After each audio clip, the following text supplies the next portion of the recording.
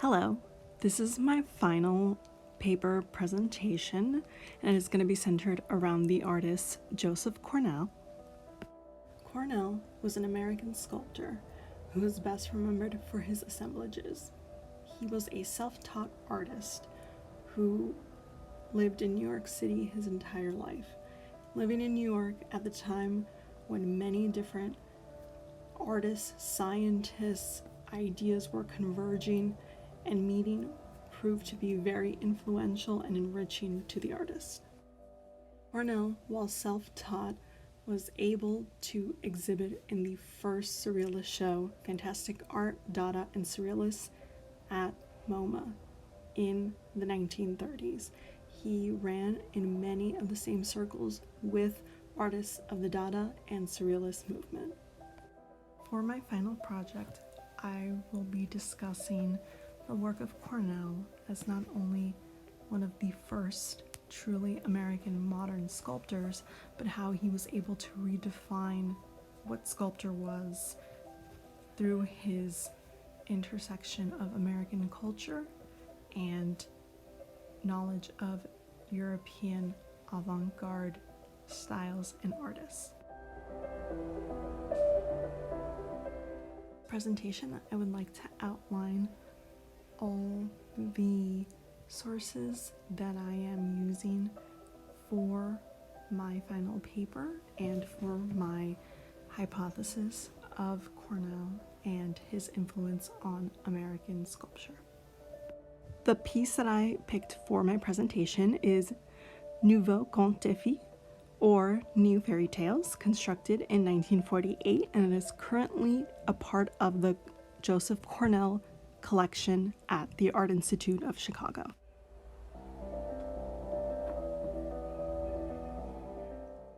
Cornell has been labeled a surrealist, but even in his life, he refuted that claim. His work exemplifies 19th century symbolism and 20th century modern avant-garde influences.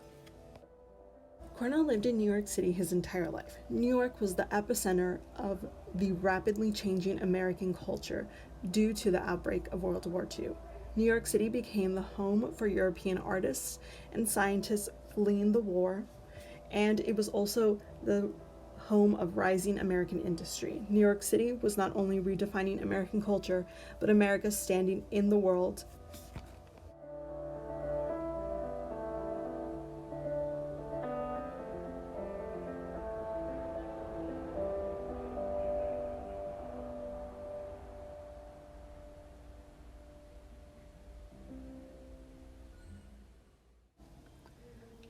The influence of Cubist collage, not only on the modern artists of the 20th century, but specifically on Joseph Cornell, is prevalent.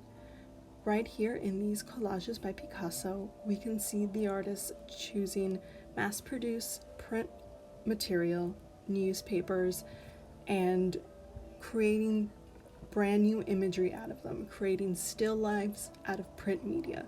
This is something that we will see in Cornell's work and in the piece that I have chosen for this PowerPoint. Looking at Cornell's assemblage, it is clear that there is a connection between his works and the Surrealist. Cornell never considered himself to be a Surrealist. He, on multiple occasions, was very vocal on that subject matter. While he did not consider himself to be a Surrealist, he was in contact with many of the Surrealists who had moved to New York when the Second World War had broke out in Europe. He also had exhibited with the Surrealists and attended many Surrealist exhibitions. He famously was exhibited with the Surrealists in the first Surrealist show in MoMA.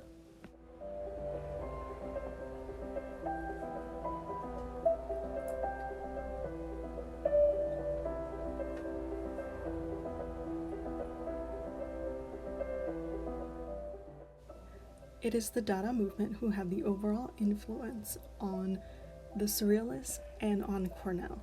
Their use of automatism, their embrace of juxtaposition of nonsensical or randomized visual imagery or objects, and the two specific artists that Cornell himself said were the most influential on his work were Max Ernst and Marcel Duchamp. Himself cited to Max Ernst's 147 collages reproduced in his book, The 100 Headless Women, in which Ernst himself chose different visual images from different forms of media and repurposed them to create his collages, many of which were sourced from the 19th century. And in looking in Cornell's work, there is specific attention to imagery from the 19th century and specifically Victorian style imagery. Cornell had the opportunity to work with Duchamp in constructing his 68 miniature replicas and reproductions of his works titled Boîte en Valise. So here we can see the idea of the portable works of Duchamp and the shadow boxes that Cornell will create, the similarities in construction, and the influences from one artist to another.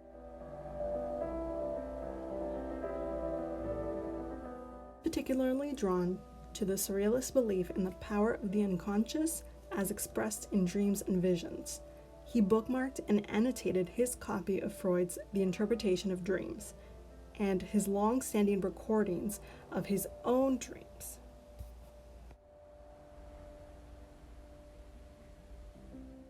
The three Freudian ideas in Cornell's work that continuously appear are fantasy, the unconscious, and voyeurism. The unconscious holds all our instincts and desires that are repressed by cultural rules and values. Are unconscious while we are unable, according to Freudian theory, to access it when we are awake. It does slip into our conscious selves. Our unconscious is where our true desires are stored.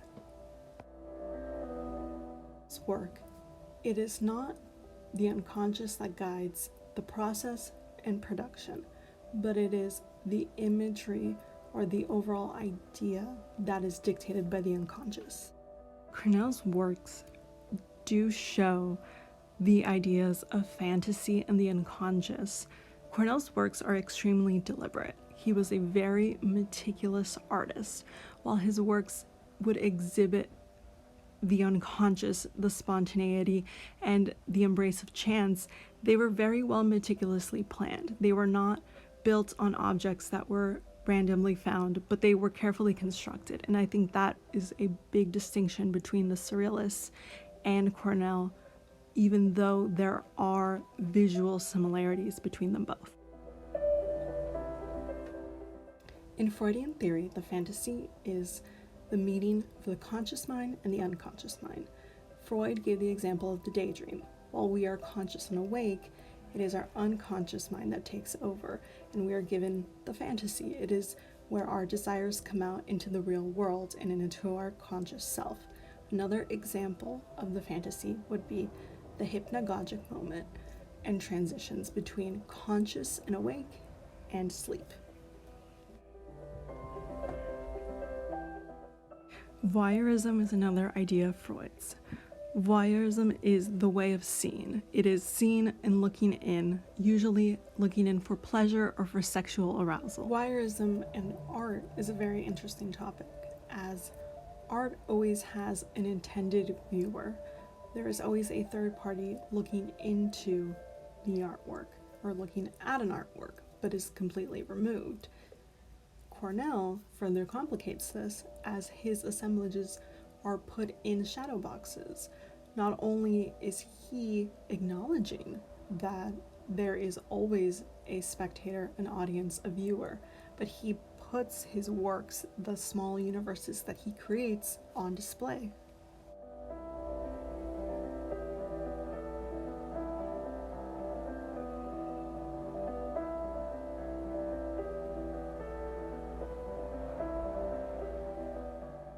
Nouveau Conte Fait is unique to Joseph Cornell's overall work. It is more reliant on text than visual imagery. It is also interactive. Cornell has removed the traditional glass shadow box display, and instead there are 15 cavities, each with 15 small boxes wrapped in text. The viewer is welcome to pick any box of their choosing in any order that they desire. They are welcome to read the text in the box and then place the small box back in its original cavity, or to rearrange the text boxes to their liking. Conte Fille indeed does create a new fairy tale. From each person that interacts with it, the story will change. The combination in which the text is displayed will change, not only in the order of each box, but in the position of each box, as it can be flipped each time. A new story is being rewritten from each person. This sculpture has abstraction, specifically geometric abstraction. It is also a work that is an installation. It requires audience participation, and it will use chance and play to dictate the outcome and meaning of the sculpture to the audience. In terms of media, the artist uses the materials from his everyday life that are accessible to him, whether in shops or through archives. He is reassembling works to create sculptures that predate the combines of Rauschenberg or the works of Jasper Johns. This piece is similar to a children's game in the way that it can be rearranged and played with. The ideas of fantasy and memory and childhood are prevalent in the works of Cornell, and we see here, through his use of subject matter, the fairy tale, those ideas represented once more. The fairy tale is the combination of memory and fantasy for Cornell.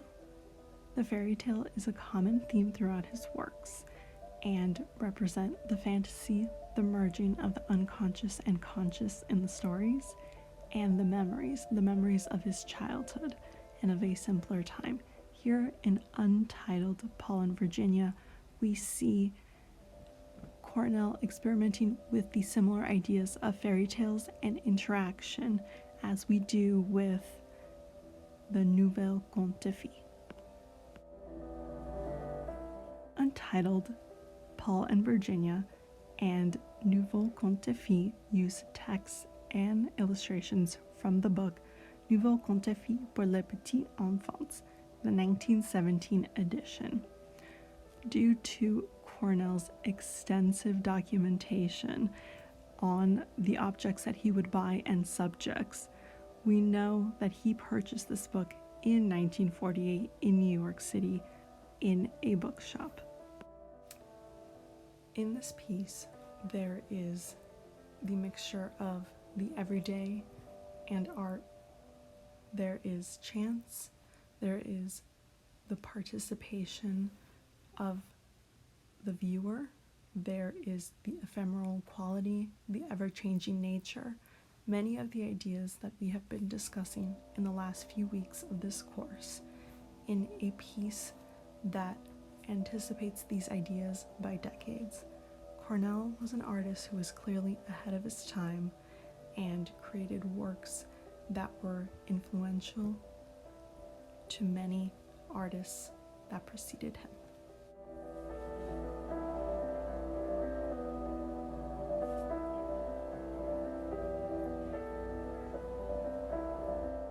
Thank you for listening to my presentation, and I look forward to hearing everybody's critical feedback if they'd like to.